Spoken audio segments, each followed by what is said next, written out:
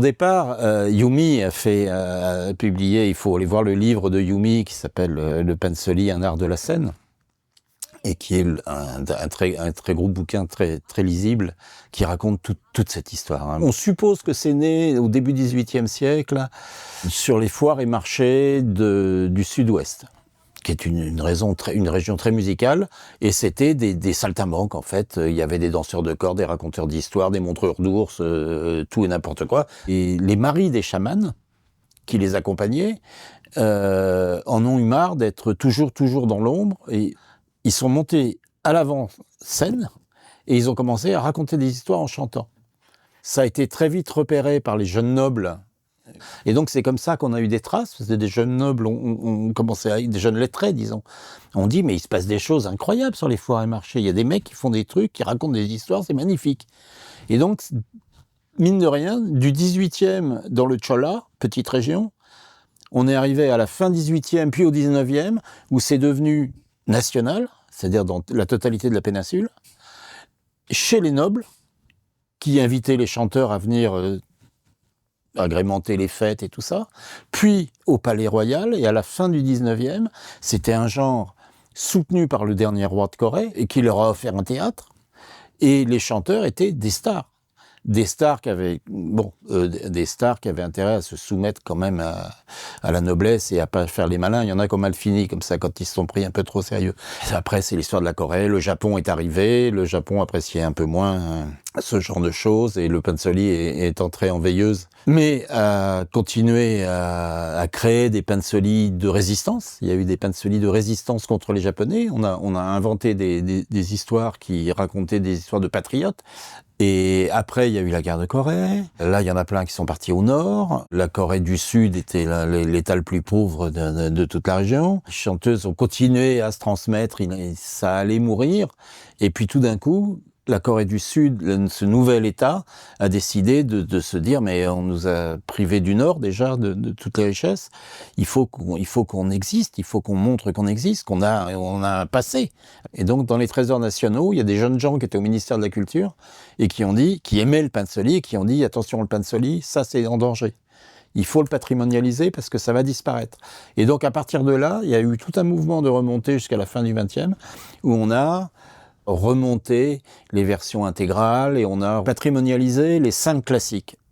On dit qu'il y en avait 12, à mon avis il y en avait beaucoup plus, parce que toutes les listes de 12 qu'on a, il n'y a jamais les mêmes dedans, donc en fait il y en a beaucoup plus. 성명이며 연세 직업 자녀 유무와 가세빈부 유무식을 낱낱이 기록하여 황후전에 올렸다. Et donc ceux-là sont devenus des choses qu'il fallait respecter. Voilà. Et aujourd'hui, il y a eu l'UNESCO, la Corée du Sud a fait beaucoup de lobbying pour faire reconnaître le pansori, l'UNESCO l'a reconnu. Les tournées en Occident ont commencé à se répandre et est devenu aujourd'hui un art patrimonialisé avec des chanteuses qui ne sont plus du tout en bas de gamme de la société, mais sont au contraire des stars, elles sont des profs de fac maintenant, et qui forment des nouveaux disciples.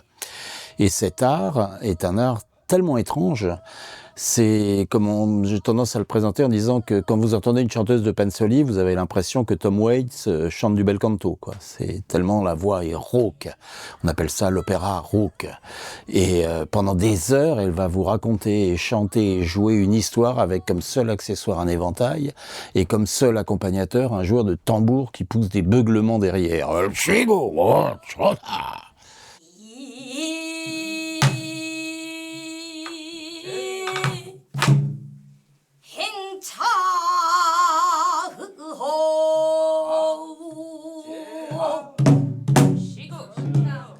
Quand on raconte ça aux Français, ils s'enfuient en courant.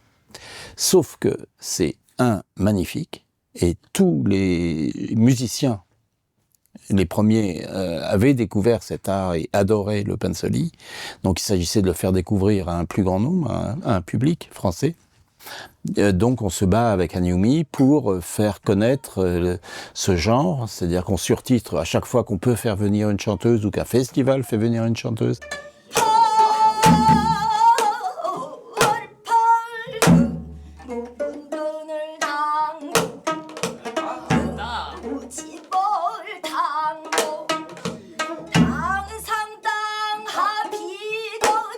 y a des pensoli contemporains, c'est-à-dire qu'il y a les 5 classiques d'un côté, voilà par exemple Chimichanga, et il y a une très grande chanteuse qui s'appelle Icharam, et qui a sorti le dit de Sichuan, Sachonga, qui est en fait une adaptation de la Bonne âme du Sichuan de Bertolt Brecht, ce qui était un pari absolument très culotté, et elle a modernisé le pensoli, et elle a adapté une pièce de Brecht à ses récits à une voix, c'est-à-dire qu'elle joue tous les personnages, comme dans les pensoli, et elle a bouleversé les codes, et elle a imposé la présence de ce pensoli de création. Ce qui fait qu'on est tout le temps entre les pensoli de création et les pensoli classiques. Le premier qu'on ait publié, c'est l'histoire le dit du Palais sous les mers, qui est vraiment un des pensoli les plus drôles.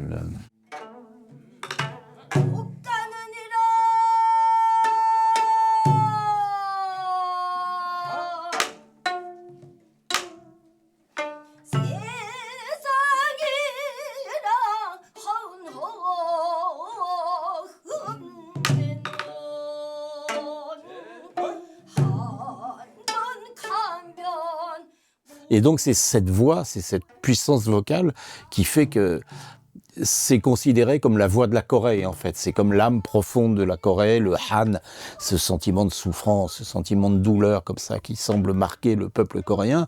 Le pensoli en serait l'expression parfaite. Mais en même temps, comme le peuple coréen, c'est d'une richesse incroyable et c'est quelque chose d'assez simple et populaire. C'est-à-dire que ça va du rire aux larmes, ça passe par tous les états, y compris la vulgarité, la grossièreté, la scatologie. Ça en fait partie. Mais aussi la pureté, l'innocence, la beauté. Et donc, cette chanteuse, elle a juste un tambour qui l'accompagne et qui la soutient en lançant des onomatopées. Le chunse, c'est des interjections qu'on lance pour encourager le chanteur et lui dire que ça nous plaît, qu'on est fier de lui, qu'on est content. C'est très facile, sauf que c'est assez rythmique. Et quand vous entendrez le kosu, c'est-à-dire l'accompagnateur au tambour, comment il les lance, vous allez commencer à flipper un peu en vous disant « Ah oui, c'est pas... Ouais, quand même, il ne faut pas y aller n'importe comment. » Mais je vous en donne quelques-uns. Je crois qu'on les a notés. Je les ai notés sur le programme. Alors le plus classique, « Olshigu !»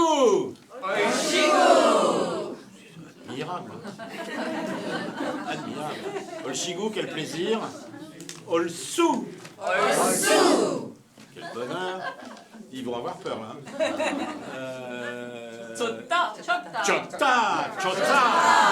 Chota, ça me plaît. Chalanda. Tu as bien chanté, c'est formidable. Et alors, le jeu ne consiste pas à hurler le plus fort possible tout le temps.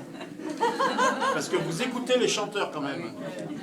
Et la chanteuse s'adresse toujours au public. Et donc ça donne une forme triangulaire comme ça. Le percussionniste, le kosu, la chanteuse, Salikun, et le public qui fait du chumse. Et tout ça se met à tourner, à construire un espace. Un espace qui est le pan du soli, qui est le chant, le pan soli.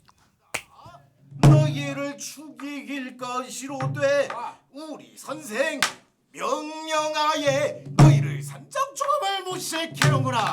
으아! 불안지고 사공아. 예, 돛달고 놓쳐라. 순풍계 도츠